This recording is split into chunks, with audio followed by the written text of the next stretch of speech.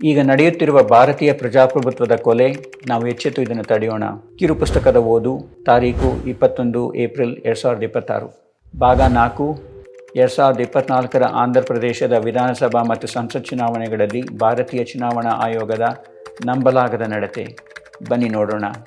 ಇದೇ 2024ರ ಚುನಾವಣೆಗಳಲ್ಲಿ ಆಂಧ್ರ ಪ್ರದೇಶದಲ್ಲಿ ನಡೆದ ಚುನಾವಣೆಗಳಲ್ಲಿ ಅಲ್ಲಿ ವಿಧಾನಸಭಾ ಮತ್ತು ಸಂಸತ್ ಚುನಾವಣೆ ಎರಡು ಒಟ್ಟಿಗೆ ನಡೆಯಿತು. ಅಲ್ಲಿ ಚುನಾವಣಾ ಆಯೋಗದ ನಡತೆ ನಂಬಲಾಗದ ನಡತೆ. ಹೇಳ್ತೀನಿ ನೋಡಿ. ಬೇರೆ ಬೇರೆ ಸಮಯಗಳಲ್ಲಿ ಪ್ರಕಟವಾದ ಮತದಾನದ ಅಂಕಿಅಂಶಗಳ ಆಳವಾದ ಇತ್ತೀಚಿನ ವಿಶ್ಲೇಷಣೆಯಿಂದ ಕೆಲವು ಆಘಾತಕಾರಿ ಸಂಗತಿಗಳು ಬೆಳಕಿಗೆ ಬಂದಿವೆ. ಈ ವಿಶ್ಲೇಷಣೆಯನ್ನು ಸಂಪೂರ್ಣವಾಗಿ ಚುನಾವಣಾ ಆಯೋಗ ಮತ್ತು ಆಂಧ್ರ ಪ್ರದೇಶದ ಸಿಇಒ ಅಂದರೆ ಚೀಫ್ ಎಲೆಕ್ಟರಲ್ ಆಫೀಸರ್, ರಾಜ್ಯ ಮಟ್ಟದಲ್ಲಿ ಆಯೋಗವನ್ನು ಪ್ರತಿನಿಧಿಸುವ ಮುಖ್ಯ ಚುನಾವಣಾಧಿಕಾರಿ ಅವರ ಸಾರ್ವಜನಿಕ ಪ್ರಕಟಣೆಗಳನ್ನೇ ಆಧರಿಸಿ ಮಾಡಲಾಗಿದೆ. ಈ ತೀಕ್ಷ್ಣವಾದ ವಿಶ್ಲೇಷಣೆಯನ್ನು ಹೈದರಾಬಾದ್ ಮೂಲದ ಖ್ಯಾತ ಭಾರತೀಯ ಅರ್ಥಶಾಸ್ತ್ರಜ್ಞ, ರಾಜಕೀಯ ವಿಶ್ಲೇಷಕ ಮತ್ತು ಲೇಖಕ ಡಾಕ್ಟರ್ ಪರಕಾಲ ಪ್ರಭಾಕರ್ ಅವರು ಬಿಡುಗಡೆ ಮಾಡಿದ್ದು. ಡಾಕ್ಟರ್ ಪರಕಾಲ ಪ್ರಭಾಕರ್ ಅವರು ಈಗ ಭಾರತದ ಹಣಕಾಸು ಸಚಿವೆ ಶ್ರೀಮತಿ ನಿರ್ಮಲಾ ಸೀತಾರಾಮನ್ ಅವರ ಪತಿ ಕೂಡ. ಅವರು ಇತ್ತೀಚೆಗೆ ವಿಶ್ಲೇಷಣೆ ಮಾಡಿ ಅದು ದೇಶಾದ್ಯಂತ ಚರ್ಚೆಗೆ ಗ್ರಾಸವಾಗಿದೆ. 2024ರಲ್ಲಿ ಆಂಧ್ರ ಪ್ರದೇಶದಲ್ಲಿ ಸಂಸತ್ ಚುನಾವಣೆ ಮತ್ತು ವಿಧಾನಸಭಾ ಚುನಾವಣೆಗಳು ಏಕಕಾಲದಲ್ಲಿ ನಡೆದವು. ಅಂದರೆ ಒಬ್ಬ ಮತದಾರ ಮತಗಟ್ಟೆಗೆ ಹೋಗಿ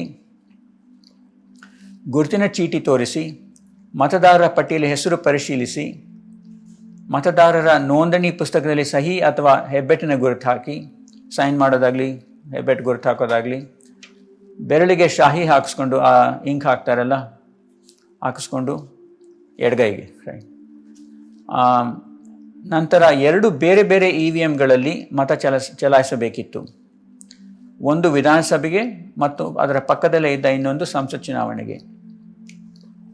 ಅದಾದ ಮೇಲೆ ಮತದಾರರು ಮತಗಟ್ಟೆಯಿಂದ ಹೊರಗೆ ಬರೋದು. ಅವರ ಹಿಂದಿರುವ ಮತದಾರರು ಅದೇ ಪ್ರಕ್ರಿಯೆಯನ್ನು ಪಾಲಿಸುವರು. ಹೀಗೆ ಎಲ್ಲ ಮತದಾರರು ಮತ ಚಲಾಯಿಸುವ ತನಕ ಮತದಾನ ಮುಂದುವರಿಯುತ್ತೆ. ಮತದಾನ ಬೆಳಗ್ಗೆ 7 ಗಂಟೆಗೆ ಆರಂಭವಾಗಿ ಸಂಜೆ 6 ಗಂಟೆಗೆ ಗೇಟ್ಗಳನ್ನು ಮುಚ್ಚಬೇಕಿತ್ತು. ಒಂದು ವೇಳೆ 6 ಗಂಟೆಗೆ ಮೊದಲು ಆವರಣ ಪ್ರವೇಶಿಸಿದ ಮತದಾರರು ಇದ್ದರೆ, ಇನ್ನೂ ಉಳಿದುಕೊಂಡಿದ್ದರೆ, ಅವರು ಮತಗಟ್ಟೆ ಆವರಣಕ್ಕೆ ಬಂದಿದ್ದಾರೆ, ಇನ್ನು ಮತ ಚಲಾವಣೆ ಆಗಿಲ್ಲ ಅವ್ರದ್ದು, 6 ಗಂಟೆ ಆಯಿತು, ಗೇಟ್ ಕ್ಲೋಸ್ ಮಾಡ್ತಾರೆ. ಸೊ ಆ ಥರ ಯಾರಾದರೂ ಇದ್ದರೆ ಅವರೆಲ್ಲರೂ ಮತದಾನ ಮಾಡುವವರೆಗೆ ಮತದಾನ ಮುಂದುವರಿಯುತ್ತಿತ್ತು. ಆಂಧ್ರ ಪ್ರದೇಶದಲ್ಲಿ NDA ಒಟ್ಟು 25ರಲ್ಲಿ 21 ಲೋಕಸಭಾ ಸೀಟ್ಗಳನ್ನು ಗೆಲ್ತು ಮತ್ತು 175ರಲ್ಲಿ 164 ವಿಧಾನಸಭಾ ಸ್ಥಾನಗಳನ್ನು ಗೆತ್ತು. ಆಂಧ್ರ ಪ್ರದೇಶದ ಒಟ್ಟು ಮತಗಟ್ಟೆಗಳ ಸಂಖ್ಯೆ ಇದ್ದಿದ್ದು 46,389. ಸರಾಸರಿ ಪ್ರತಿ ಬೂತ್ಗೆ 891 ಮತದಾರರು. ಸೊ ಸರಾಸರಿ ಒಂದೊಂದು ಬೂತ್ಗೆ, ಒಂದು ಮತಗಟ್ಟೆಯಲ್ಲಿ 891 ಮತದಾರರು.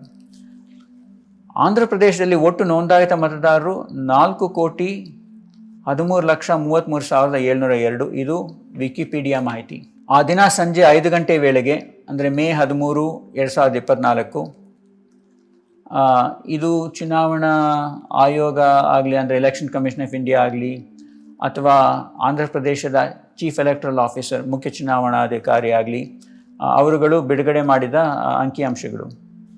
ಸಂಜೆ 5 ಗಂಟೆ ವೇಳೆಗೆ 68.04% ಮತದಾನವಾಗಿತ್ತು ಮತ್ತು ಬಹಳಷ್ಟು ಜನರು ಮತ ಚಲಾಯಿಸಲು ಕಾಯುತ್ತಿದ್ದರು ಎಂದು ಆಂಧ್ರ ಪ್ರದೇಶದ ಮುಖ್ಯ ಚುನಾವಣಾಧಿಕಾರಿ ಪ್ರಕಟಿಸಿದ್ದರು.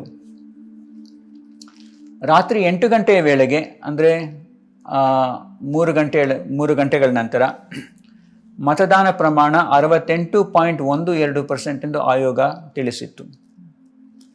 ಮತದಾನ ಮುಕ್ತಾಯದ ವೇಳೆಯಲ್ಲಿ ಈ 3 ಗಂಟೆಗಳ ಸಮಯದಲ್ಲಿ ಒಟ್ಟು 0.08% ಹೆಚ್ಚಳ ಆಯಿತು.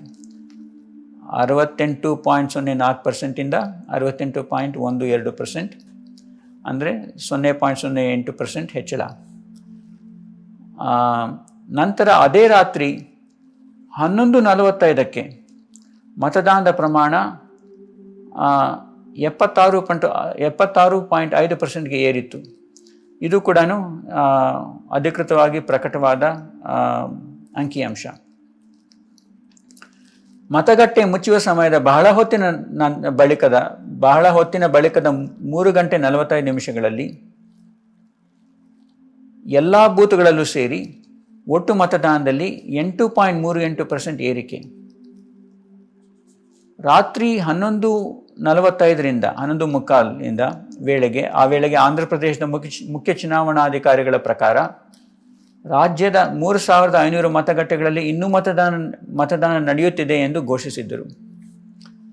ಅದರ ಮುಂದಿನ ದಿನವಾದ 2024 ಮೇ 14 ರಾಜ್ಯದಲ್ಲಿ ಕೊನೆಯ ಮತ ರಾತ್ರಿ 2 ಗಂಟೆಗೆ ದಾಖಲಾಗಿತ್ತು ಎಂದು ಆಂಧ್ರ ಪ್ರದೇಶದ ಮುಖ್ಯ ಚುನಾವಣಾಧಿಕಾರಿ ಪ್ರಕಟಿಸಿದ್ದರು. ಚುನಾವಣಾ ಆಯೋಗವು 2024 ಮೇ 17 ಪ್ರಕಟಿಸಿದ ಅಂತಿಮ ವರದಿ ಪ್ರಕಾರ ರಾಜ್ಯದ ಒಟ್ಟು ಮತದಾನ ಪ್ರಮಾಣ 80.66% ಆಗಿತ್ತು. ಅಂದರೆ ಮೇ 13-14 ಮಧ್ಯರಾತ್ರಿ ಮತಗಟ್ಟೆ ಮುಚ್ಚುವ ಸಮಯದ ಬಹಳ ಹೊತ್ತಿನ ನಂತರದ ಈ 2:15 3,500 ಮತಗಟ್ಟೆಗಳಲ್ಲಿ ಮತದಾನ ನಡೆಯುತ್ತಿದ್ದ ವೇಳೆ ಆಂಧ್ರ ಪ್ರದೇಶದ ಒಟ್ಟು ಮತದಾರರಲ್ಲಿ 4.16% ಹೆಚ್ಚುವರಿ ಮತಗಳು ದಾಖಲಾಗಿದ್ದವು. ಈ ಒಟ್ಟಾರೆ ವರದಿಗಳು ಈ ಕೆಳಗಿನ ಗಂಭೀರ ಪ್ರಶ್ನೆಗಳನ್ನು ಹುಟ್ಟುಹಾಕುತ್ತವೆ. ಒಟ್ಟು ಮತದಾರರ ಸಂಖ್ಯೆ ಎಂದರೆ 4.16% ಸಂಖ್ಯೆ ಎಂದರೆ ಅದು 4,13,33,000 ಚಿಲ್ಲರೆ ಮತದಾರರ 4.16% ಅಂದರೆ 17,19,482. ಸೊ 17,19,482 ಜನ. ಇಷ್ಟೊಂದು ಜನರು 3,500 ಬೂತ್ಗಳಲ್ಲಿ ಮೇ 13 ಮತ್ತು 14 ಮಧ್ಯರಾತ್ರಿ 11:45 ಬೆಳಗಿನ ಜಾವ 2 ಗಂಟೆ ತನಕ ಆ ನಡುವೆ ಮತ ಚಲಾಯಿಸಲು ಸಾಧ್ಯವೇ?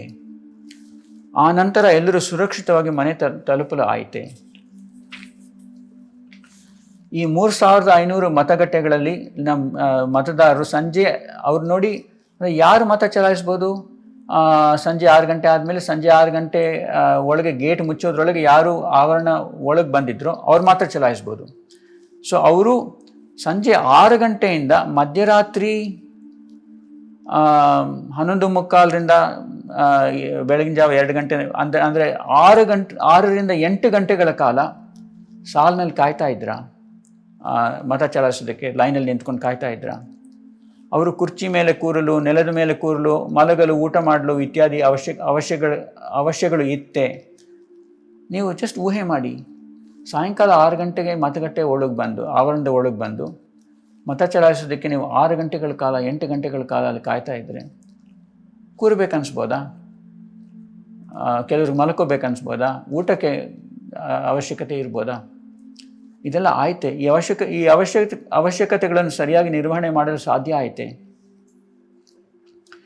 ಮಧ್ಯರಾತ್ರಿ 11:45 2 ಗಂಟೆಯವರೆಗೆ ಅಂದರೆ 2 ಗಂಟೆ 15 ನಿಮಿಷಗಳು ಅಂದರೆ 135 ನಿಮಿಷಗಳು 3,500 ಬೂತ್ಗಳಲ್ಲಿ 17,19,482 ಮತಗಳು. ಅಂದರೆ ಪ್ರತಿ ಬೂತ್ನಲ್ಲಿ ಸರಾಸರಿ 491 ಮತಗಳು ಚಲಾವಣೆಯಾಗಿವೆ. ಅಂದರೆ ಪ್ರತಿಯೊಂದು ಮತಗಟ್ಟೆಯಲ್ಲಿ ಪ್ರತಿ ನಿಮಿಷಕ್ಕೂ ಸರಾಸರಿ 3.6 ಮತಗಳು ದಾಖಲೆ ಆದಂತಾಯಿತು. 3.6 ಮತದಾರರು ಅವರ ಮತ ಚಲಾಯಿಸಿದಂಗೆ ಆಯಿತು. ಆಗ ಒಬ್ಬ ಮತದಾರನಿಗೆ 2 ಮತಗಳನ್ನು ಒಂದು ವಿಧಾನಸಭೆ ಚುನಾವಣೆಗೆ ಮತ್ತೊಂದು ಲೋಕಸಭೆ ಚುನಾವಣೆಗೆ ಚಲಾಯಿಸಲು ಸರಾಸರಿ ಕೇವಲ 17 ಸೆಕೆಂಡ್ ಸಮಯ ಮಾತ್ರ ಸಿಕ್ಕಂತಾಗುತ್ತೆ. ಇದರ ಜೊತೆಗೆ ಪ್ರತಿ ಬಾರಿ ಮತ ಚಲಾಯಿಸಿದಾಗ ಆ VVPAT ಪೇಪರು 7 ಸೆಕೆಂಡ್ಗಳ ಕಾಲ ಕಾಣಿಸುತ್ತೆ. ಅದು ಒಂದು ಕೊಯ್ ಅಂತ ಸೌಂಡು ಹೊಡೆಯುತ್ತೆ. ಅದು ಆಗ ಮತದಾರರು ಅದನ್ನು ಪರಿಶೀಲನೆ ಮಾಡಲು ಕಾಯಬೇಕಾಗತ್ತೆ.